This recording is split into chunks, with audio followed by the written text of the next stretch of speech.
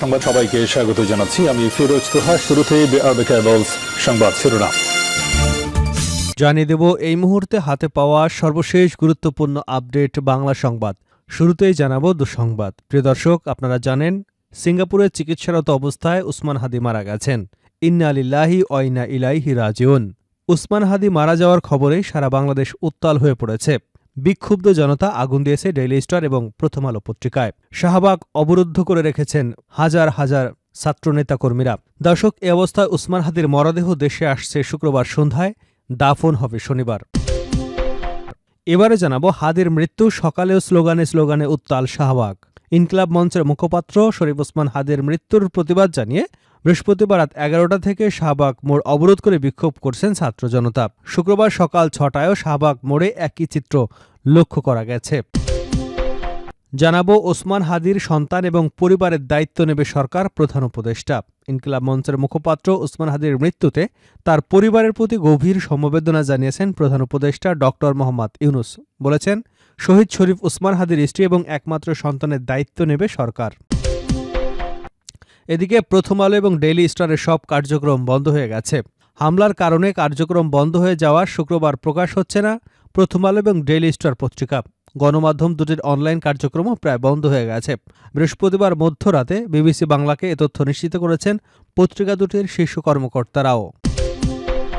জানাবো চাঞ্চল্যকর সংবাদ। হান্নান মাসুদকে হত্যার হুমকি, স্ক্রিনশট ভাইরাল। জাতীয় নাগরিক পার্টির সিনিয়র যুগ্ম মুখ্য সমন্বয়ক ও নোয়াখালী ৬ আসনের শাপলাকলি প্রতীকের প্রার্থী আব্দুল হান্নান মাসুদকে হত্যার হুমকি দেওয়ার অভিযোগ উঠেছে। এ সংক্রান্ত কয়েকটি স্ক্রিনশট সামাজিক যোগাযোগ মাধ্যমে ছড়িয়ে পড়েছে। এবং সর্বশেষ জানাবো আন্তর্জাতিক সংবাদ। পাকিস্তান চীনের যৌথ মহড়া। আধুনিক সব প্রযুক্তির সমন্বয়ে 10 দিনের সামরিক মহড়া করছে পাকিস্তান ও চীনের সেনারা।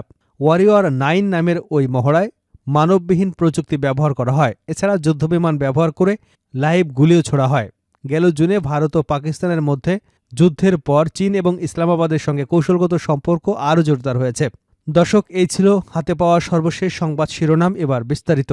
আপনি যদি চ্যানেলে নতুন হয়ে থাকেন, চ্যানেলটি সাবস্ক্রাইব করে বেল আইকনটি বাজিয়ে রাখুন। ভিডিওটি ভালো লাগলে একটি লাইক দিন, শেয়ার করে আপনার বন্ধুদের মাঝে ছড়িয়ে দিন। ওসমান হাদির মরদেহ দেশে আসছে শুক্রবার সন্ধ্যায়, দাফন শনিবার। মাথায় গুলিবিদ্ধ ইনকিলাব মঞ্চের মুখপাত্র শরীফ ওসমান হাদি সিঙ্গাপুর জেনারেল হাসপাতালে চিকিৎসাধীন অবস্থায় মারা গেছেন।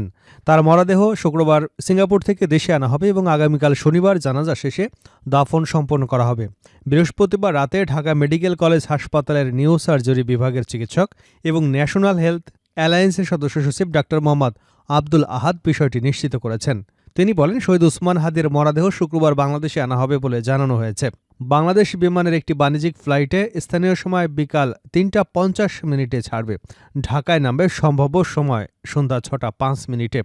এদিকে হাদির পরিবারের পক্ষ থেকে জানানো হয়েছে, দেশে পৌঁছানোর পর প্রয়োজনীয় আনুষ্ঠানিকতা শেষে শনিবার তার জানাজা অনুষ্ঠিত হবে।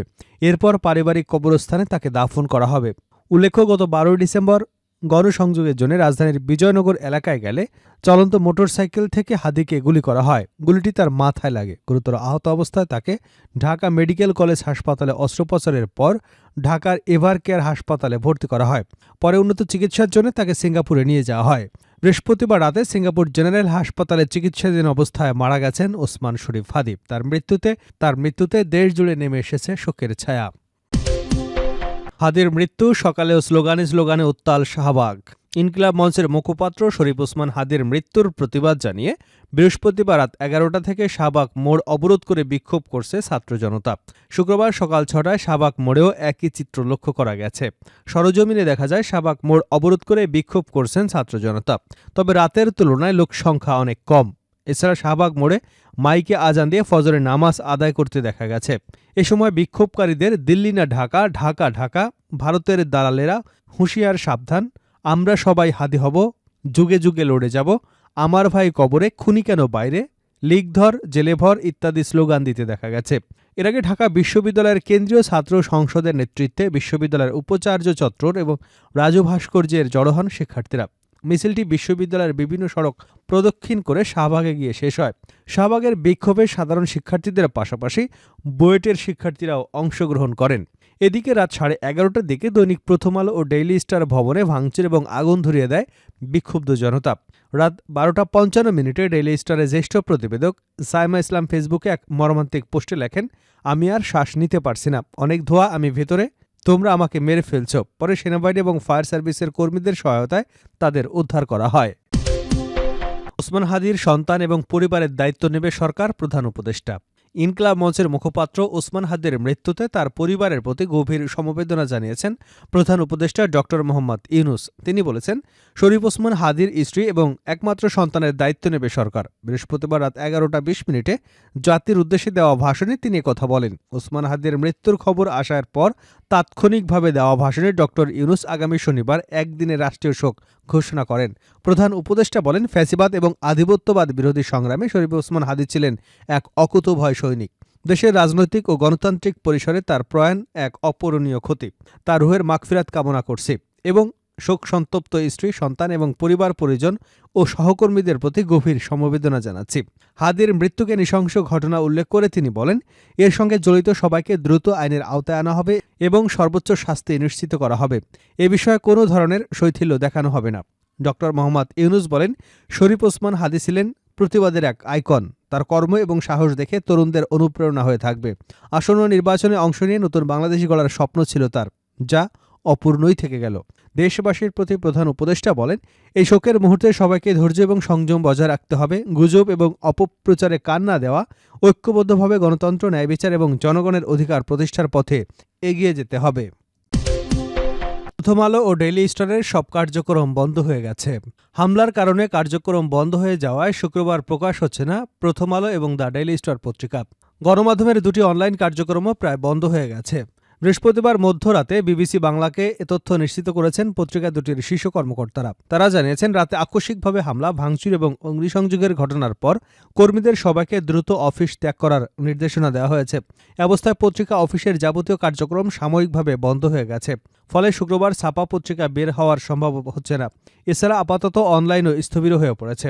এর আগে বৃহস্পতিবার রাত 12টার দিকে কয়েকশো বিক্ষুব্ধ ব্যক্তি প্রথমে দৈনিক প্রথম আলো, তারপর দ্য ডেইলি স্টার পত্রিকা অফিসে হামলা চালিয়ে ভাঙচুর এবং অগ্নিসংযোগ করে। এ সময় পত্রিকা দুটির সাংবাদিকদের অনেকেই ভবনের ভেতরে আটকে পড়েন। পরে সেনা, পুলিশ এবং বিজিবি সদস্যরা ঘটনাস্থলে এসে হামলাকারীদের সরিয়ে দেয়। এরপর আগুন নিভিয়ে ভবনের ভেতরে আটকে পড়া কর্মীদের উদ্ধার করে ফায়ার সার্ভিস। হান্নান মাসুদকে হত্যার হুমকি, স্ক্রিনশট ভাইরাল। জাতীয় নাগরিক পার্টির সিনিয়র যুগ্ম সমন্বয়ক ও নোয়াখালী ৬ আসনের শাপলা প্রতীক প্রার্থী আব্দুল হান্নান মাসুদকে হত্যার হুমকি দেওয়ার অভিযোগ উঠেছে। এ সংক্রান্ত কয়েকটি স্ক্রিনশট সামাজিক যোগাযোগ মাধ্যমে ছড়িয়ে পড়েছে। বৃহস্পতিবার রাতে ওই হুমকির স্ক্রিনশটগুলো ভাইরাল হয়। এতে বিরূপ প্রতিক্রিয়া সৃষ্টি হয়েছে। ভাইরাল হওয়া স্ক্রিনশটগুলো হাতিয়ার চর ঈশ্বর ইউনিয়নের সাবেক চেয়ারম্যান আব্দুল হালিম আজাদের ছেলে ইসরাত রায়হান এবং তার অনুসারী রূপক নন্দীর। স্ক্রিনশটে দেখা যায়, মেসেঞ্জারে ইসরাত রায়হান লিখেছেন, আব্দুল হালিম আজাদকে নাকি গ্রেপ্তার করার চেষ্টা করছে কতিপয় নেতা। হান্নান বল আর তানভীর বল, যে নেতাই হোক, খোদার কসম করে বললাম, উত্তরাঞ্চলে চলাচল হারাম হয়ে যাবে। আমাদের নেতাকর্মীরা ডাইরেক্ট গিলে খেয়ে ফেলবে। এখনও ধৈর্য ধরে আছি, তোর নেতাকে এটা কপি করে পাঠাইস। অন্যদিকে রূপক নন্দী তার ফেসবুক আইডিতে লিখেছেন, হান্নান, আগুন নিয়ে খেলা করো না, পরে পস্তাতে হবে। যারা আব্দুল হালিম আজাদ চেয়ারম্যানকে ভালো করে জানে, তারা কখনো তোমাকে আস্ত রাখবে না, ভোট করা ঢুকাই দেবে ভেতরে। এখনও শান্ত আছি। আমার নেতাকে যদি গ্রেপ্তার করা হয় তাহলে উত্তরাঞ্চলে তোকে নিষিদ্ধ ঘোষণা করব। হাতিয়া উপজেলা যুবশক্তির আহ্বায়ক মোহাম্মদ ইউসুফ রেজা সংবাদ মাধ্যমকে বলেন, সম্প্রতি চরেশ্বর ইউনিয়নের সাবেক চেয়ারম্যান একটি চা দোকানে বক্তব্য দেন। সেখানে তিনি হান্নান মাসুদকে ইঙ্গিত করে বলেন, ভোটের আগে অনেক জনপ্রিয় প্রার্থীকে খুঁজে পাওয়া যাবে না। এরপর থেকেই সামাজিক যোগাযোগ মাধ্যমে হুমকি ধামকি শুরু হয়। তারই অংশ হিসেবে তার ছেলে এবং অনুসারীরা এসব স্ট্যাটাস দিচ্ছেন। আমি দ্রুত আইনি ব্যবস্থার দাবি করছি। আব্দুল হান্নান মাসুদ সংবাদ মাধ্যমকে বলেন, এ ধরনের হত্যার হুমকি এবং ভয়ভীতি প্রদর্শনের ঘটনা অত্যন্ত নিন্দনীয় এবং উদ্বেগজনক। বিষয়টি আমি ইতিমধ্যেই আইনশৃঙ্খলা রক্ষাকারী বাহিনীকে অবহিত করেছি। আশা করছি সুষ্ঠু তদন্তের মাধ্যমে জড়িতদের দ্রুত শনাক্ত করে তাদের বিরুদ্ধে কঠোর আইনগত ব্যবস্থা গ্রহণ করা হবে।